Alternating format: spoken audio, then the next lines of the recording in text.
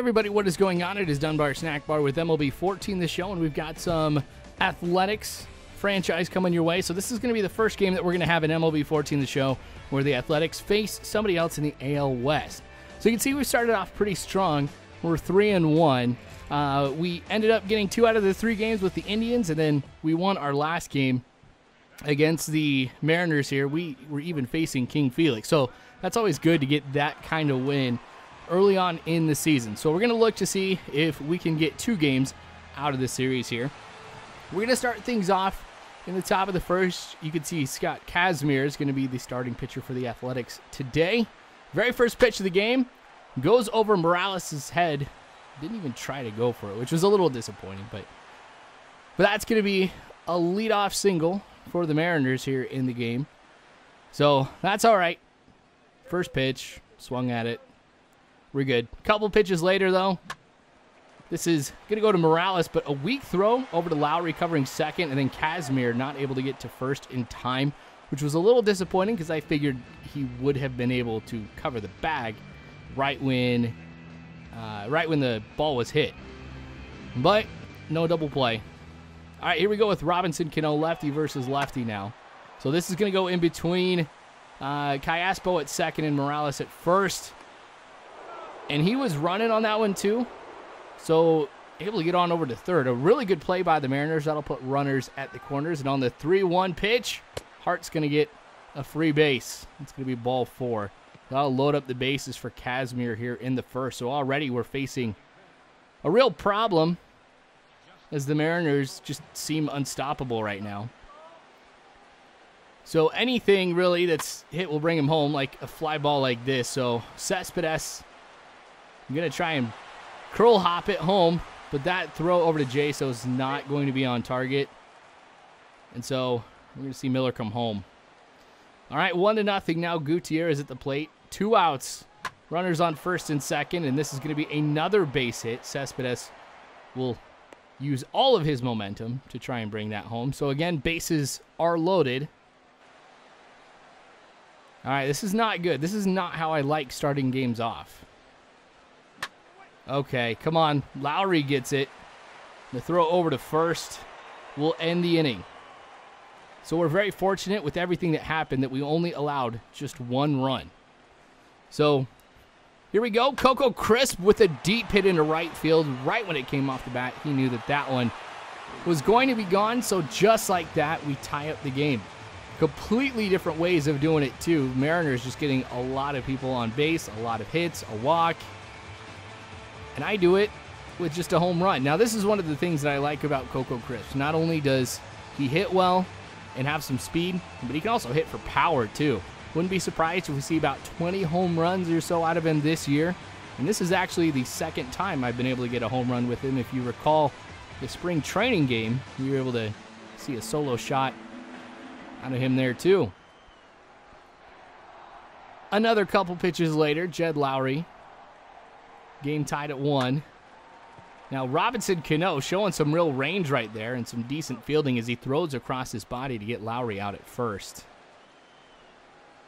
So, had to go ahead and show that because that was actually pretty impressive as far as range goes. And then right here, lays out, dives, makes the catch, and we see another out. So you can imagine my frustration here in the first inning where there was a couple balls that I thought were going to be able to skid through the infield, but Robinson Cano stops that from happening.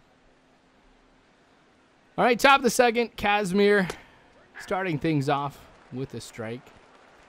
So in this game, it's the battle of the number 5 pitchers in the starting rotation. And I'm pretty lucky. I mean, even though we saw a bad first inning for Kazmir, overall, I mean, he is a pretty decent pitcher. And as far as the Athletics go, now that I picked up Irvin Santana off the free agency, all of my starting pitchers are 83 through 81 as far as overall attributes go.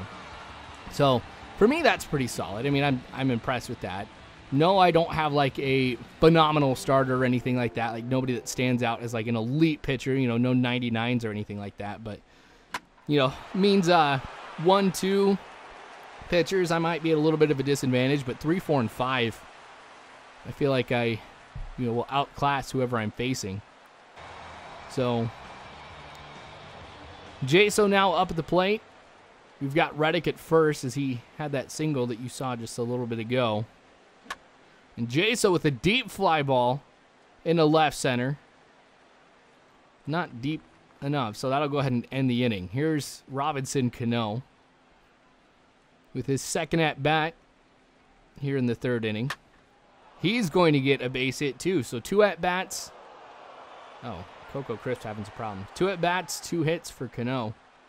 Both of them singles. Now, he's actually doing pretty well for the beginning of the year. His batting average is pretty impressive, and with a game like this, he's just helping himself out. All right, so we got the strikeout there. Bases were loaded. Or, I'm sorry, the count was full. That's why he was breaking towards second. But here's Callaspo, a weak hit, but really taking some time to go ahead and pick it up and make the throw. So Callaspo will be out. Or, will be safe at first. Now, I do have Callaspo in for Eric Sogard, just because I did want to see what it's like having Callaspo in versus Sogard. Crisp with a base hit. This will go into left center. It should be extra bases. Callaspo kind of hesitating there at second, but that's okay. Should be able to make it home. Nope. If I hadn't hesitated, Callaspo would have made it. That is crazy. Now, the base running is a little bit different in this game, so yes, I am still trying to get adjusted to it. So, I don't know. We'll see. I'll get better, of course, over time. Now I got to just wait and see what the PS4 version is like. That may be even tougher for me to get adjusted. Oh my gosh, you see that at the bottom of the screen? Philadelphia up 23-5, or they ended the game with 23 runs over the Cubs. That's insane. Somebody's playing on rookie. All right, Josh Donaldson also with a hit into the gap. So should be a double for him. 1 run comes home. And no contest at home. So we go ahead and we get the lead with that single by Donaldson. That could have easily been a double, but I don't know. I'm frustrated with the base controls right now. I'm not going to try and do anything too risky. Here's Morales, though. This will go into left field. Now, even if we had Josh Donaldson on second, I don't think I would have gone home with him, so I'm not really missing out on too much right here. But Morales has had a pretty good start to his season as well, at least in the games that I've played with him, so I think that was a good pickup to go ahead and put him at first. All right, so a high fly ball. Cespedes will be plowing through him, I wish. That'll be the final out of the inning, so at least we get a couple runs there in the third. 0-2 count for Gutierrez, but that's going to get past Donaldson at third and go out to Cespedes. So there has been no shortage of hits today for the Mariners. Casimir has allowed quite a number of them here so far. And here he goes, allowing another one that's going to bring a run home for the Mariners. Now, I'm not even going to go ahead and contest that. Maybe. I didn't have too many hopes for it, but I figured, oh well. Bloomquist on the 0-2 count now. Gonna try and see if I can get the K here. Ooh. That's going to go off of Casimir's leg. Like that was his shin or something like that. So that counts as a hit, and once again, this goes to show that if a ball bounces off the pitcher, I'm at the disadvantage, but if I'm the one hitting, the fielders know exactly where it's going to go. That's just annoying. All right, 3-2 count now. He's breaking for second, and Jaso hits him out with these. That was a tremendous throw on over to second. So we still retain the lead here, the bottom of the sixth. Here's Morales with another hit, this one going right down the left field line. So he'll start things off here in the sixth with a single for the Athletics, as far as highlights go. Now with that, we're going to see a pitching change. Traditionally, every time that an opposing team goes to the bullpen, helps me out quite a bit. So Charlie Furbush is going to be coming in. This is his first appearance in the 2014 season, a lefty, so that is going to go ahead and reduce some of the power that we have. But it'll allow my righties to maybe hit a little bit better too, so we might see more from Cespedes here. from Donaldson. Coco Crisp will be switching over, as well as Cayaspo to the batter's box on the left. Ooh. Now, even though Cespedes was safe, I'm really impressed with the defense again for the Mariners. They're just not let anything going out of the infield. All right, lefty versus lefty here with Reddick. I'm breaking for second. And there we go.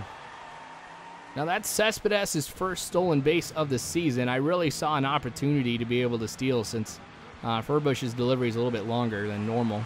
So Derek Norris is coming in to replace Jaso. I figured it'd be better to have a right-handed hitter in than what we see with Jaso hitting on the left side. Now, I had Cespedes going, but ooh, and he's heading home too.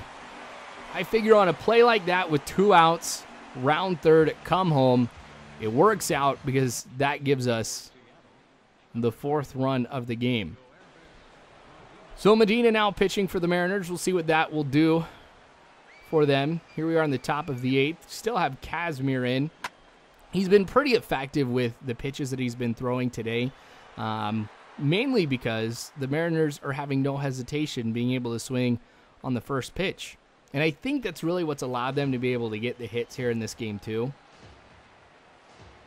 Okay, Robinson Cano on the 1-2 count. Cayaspo will pick it up, showing some range there himself. So a runner on second. See, this is what I'm talking about, swinging on the first pitch. So Hart going to put runners on the corners. Reddick will throw home, but nobody's trying to go. Now, this is a dangerous situation because the game could be tied with a really good hit. So I'm hoping for that little magic there.